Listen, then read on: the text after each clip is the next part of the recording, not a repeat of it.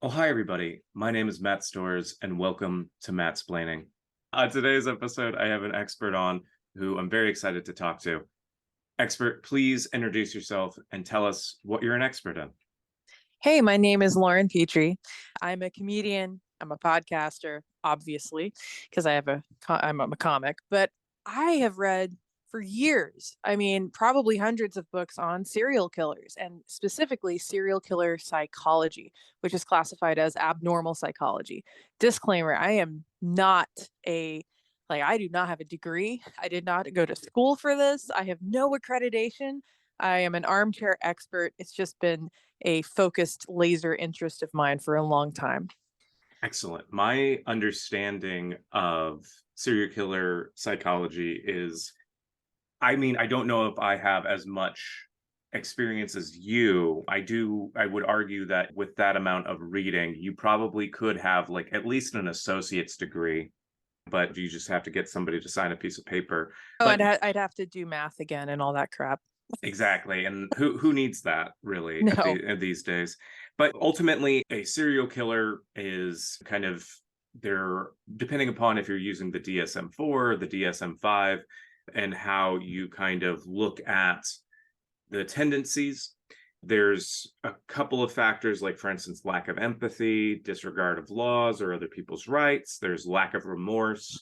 Those are the pretty main indicators. These are also the primary skills that you are taught in most business schools.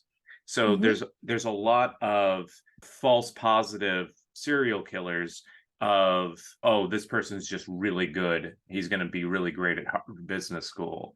And so like it's like, oh, they're hitting all the factors, they took this test, oh, they're going to be this horrible serial killer. No, they're just going to do a mergers and acquisition deal and lay off 1,000 people.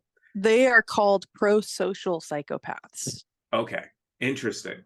And then also, surprisingly enough, these skills are also taught in pastry school. And a lot of pastry chefs actually are what I would say is like failed serial killers because they just lack the amount of time to provide the effort to go after people and figure out what they want because they are so perfection oriented And getting they work nights, so it exactly. takes away all their killing time. Sure. Exactly. Those early mornings baking times, those are the prime time for stalking people, figuring out what you want. But if you don't get in to bake that bread and pipe those icing onto the cakes, you're not going to have a successful business to cover up what you want to do. And that's why you see so many pastry chefs teaming up with small business owners, specifically like barbers and stuff like that, because then the barbers can get a little bit more of the killing out of the way. And then there's a natural tendency to have in some instances, the bodies used to make meat pies, other instances, just to maintain pouches or watches or other items to keep as trophies. And that's why there's kind of that symbiotic relationship. So if you ever see a barber shop or a pastry shop really in close proximity to each other, maybe go someplace else, or a pastry shop next to like a laser tag arena. A lot of nefarious things happen in laser tag arenas or other, or like smash rooms, I think, as well. Very, very concerning. But Um, go the ahead. only baker that was a serial killer is Robert Hansen in Alaska. But that Okay. anyway, go on. Okay. I mean, there's probably more. There's probably more, but you never know. That they could be just really, really good at covering it up. And then there's also four different types of standard serial killers based on my understanding. So you have the design oriented or the this is my design types. Then you have the wanting to do good, but to bad people tendencies. So they've kind of been kind of targeting folks who they believe to be bad. Then you have the Rube Goldberg disgruntled engineer types, where they're very, very talented engineers and they can make amazing machines, but they have ulterior motives. So they want to make people learn new lessons about their lives and like have epiphanies because they survived these elaborate traps. And then finally, you have kind of a catch-all section, which is clown or other creative children's entertainer that has become disgruntled over time due to lack of opportunities, usually because of the businessmen who have put them out of the job because of what they learned in business school. That's all bullshit, but you're hilarious. Oh, thank you. You're very kind. This leads to the next question. About how much of that would you say was accurate? Out of 5 skulls, I give you 1. One skull. Okay, Yeah. that's a new rating for me. I love getting one skull. Well, what you said in the beginning was right about psychopathy, that Mhm. many of them are geared towards, like you said, corporate jobs, CEOs, anything that requires something that's high stress and that you don't have to have a lot of empathy or fear, because true psychopaths don't have anxiety or fear. So they make great fighter pilots, they make great trauma surgeons, things that are really high pressure that most people would really be sweating about. Those are called pro-social psychopaths. There's a great book called The Wisdom of Psychopaths about psychopaths that don't get into murder because they realize the laws and they don't want to go to jail. And they usually seem to have pretty productive and lives, and they seem to be very successful usually. But if you talk to people in their private life, they're assholes Mhm. usually. So Right. we all know somebody like this, a super successful asshole, and you're just like, I guess there's no karma because they just keep doing well. It's lots of people. Now, I mean, I think obviously the listeners know the crap he said about bakers and all of that was just fun. But there's one baker, like I said, Robert Hansen in Alaska. He happened to be a baker. Just side note, his thing was to go kidnap prostitutes and then he would fly them in his plane to a remote island and he would set them free and then he would hunt them, like Oh, literally in the wow. forest. Oh, Yeah. no. Well, That's I mean, he made it fun. He's a hobbyist. fun for him, maybe. I don't think they Yeah. had a great time doing that. No, there are different types of serial killers. There's process versus product. A process killer enjoys the act. They really want to torture people. They really enjoy the actual killing. Mhm. A product killer just wants the dead body. So, like Jeffrey Dahmer, he didn't enjoy killing them. He just really wanted their corpse so that he could not feel lonely and love the corpse in his twisted way. Mm. Serial killers, technically 3 or more. You were talking about like vigilante serial killers. They don't really exist. Unfortunately, Okay. there's no recorded Dexters out there. Who knows? Maybe there was a cop out there that we don't see as a serial killer, maybe in some way, shape, or form. And also, you'd be surprised that there are very intelligent serial killers, but that's been glamorized in movies like Silence of the Lambs and Mhm. things like that. But the Hannibal Lecters out there are actually rare. Most of them aren't that bright. And you think, well, how did they get away with it for so long if they've killed multiple people? Mhm. Well, this is law enforcement. There's a really, you think this is common sense, but jurisdictions usually don't communicate with each other. And Right. this is still happening today. If you kill someone in Idaho and Ohio and Florida, it's going to take them longer to put the pieces together because they don't communicate. And like Otis Toole, Henry Lee Lucas, some of the dumbest motherfuckers Mhm. ever existed. They kept getting away with it because the cops couldn't find a pattern. And they thought, wow, there's no pattern here. They must be brilliant. No, it's just because they were so dumb. They just like would do anything. They'd kill someone with a tire iron and then they'd do something, strangle them. And like they just kept doing random shit, but it wasn't like it was planned. Bundy, who was intelligent, he got away with it because he did multiple states all the time. There's a Mhm. big theory right now. Well, it's I mean, it's a thing that different the feds are looking into this and have been for a long time. There's an organized group of truckers across the nation that are killing prostitutes all over the country. It's really easy as a trucker because you can dismember the body in the back of the truck and then you can Mhm. just chuck pieces of the body in different states as you go around. Oh, no. Yeah, like and this is happening, but it's very hard to verify even in this day and age with all of our technology and cameras. And that's, yeah, I would recommend a great documentary called, oh fuck, I'm blanking on the name right now.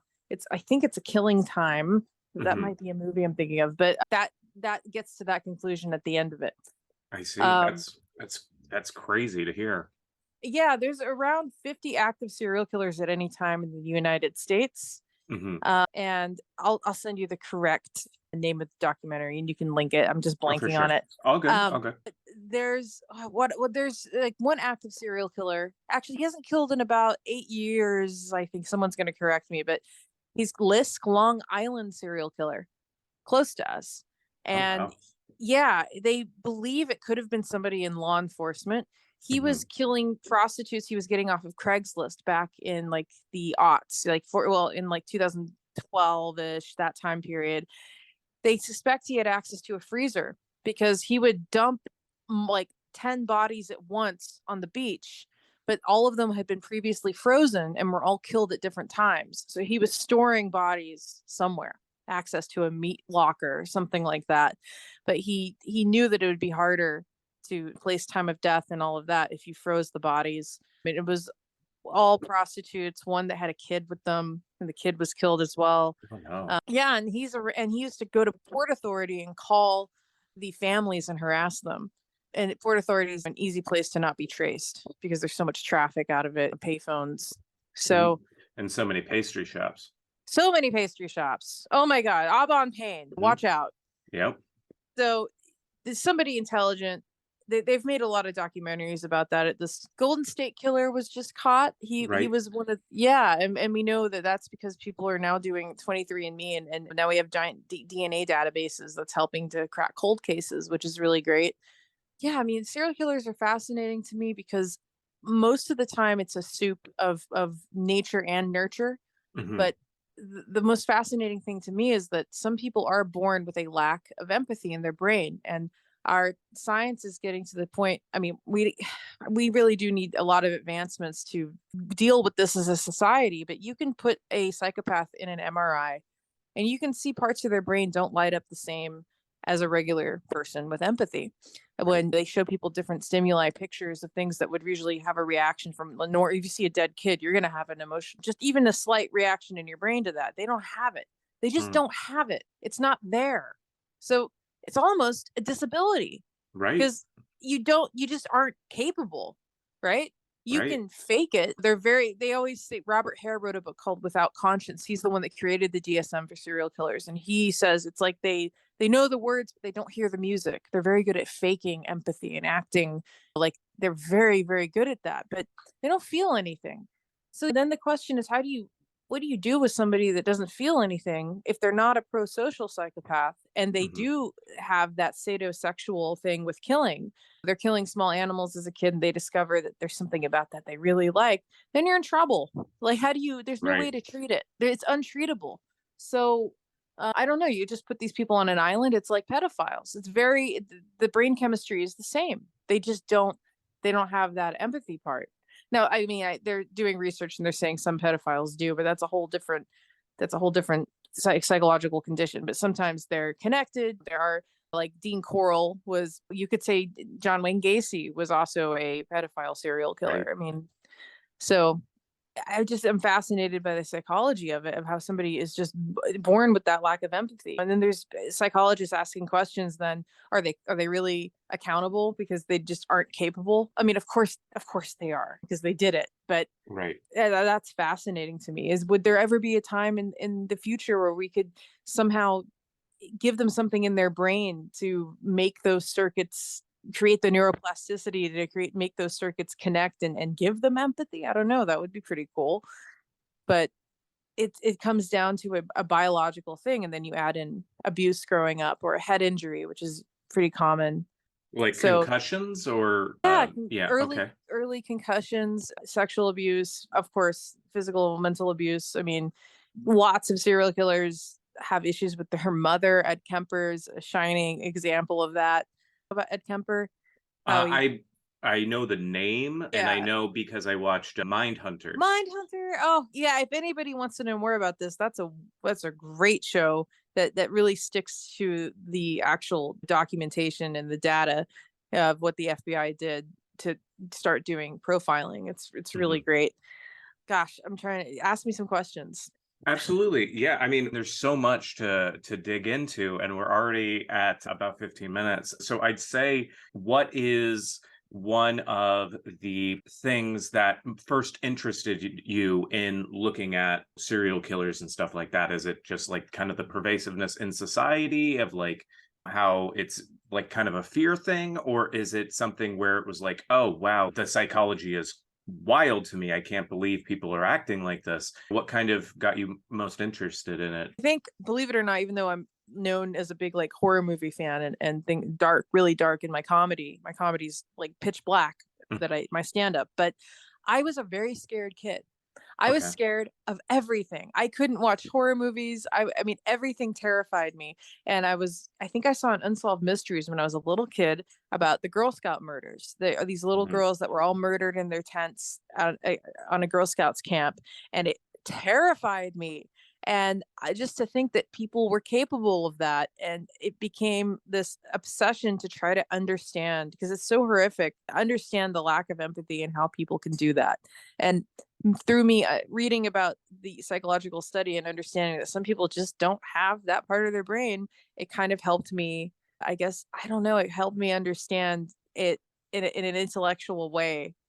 I made Mhm. it a little less evil, I guess, to understand that they just couldn't help it. Absolutely. Yeah, that makes a lot Yeah. of sense. Basically putting a layer of logic over something that seems illogical and saying like, okay, this is how and why these things would happen. And it's not just this ethereal evil or something like that. It's like, okay, there's Yeah. kind of a pattern and I can see it and I can anticipate. Yeah, that makes a lot of sense. Yeah, it's not demons. It's a part of the brain that didn't develop correctly. Oh, and that Absolutely. documentary, it's called The Killing Season. It was on A&E. Okay. It's it's fantastic. It's about modern day serial killers. That's wonderful. Lauren, thank you so much for joining me today. If people wanted to learn more about you or they wanted to learn more about this topic, where would you recommend that they go? Well, about the topic, I would say read Without Conscience, read The Wisdom of Psychopaths. I think those are two of the best books.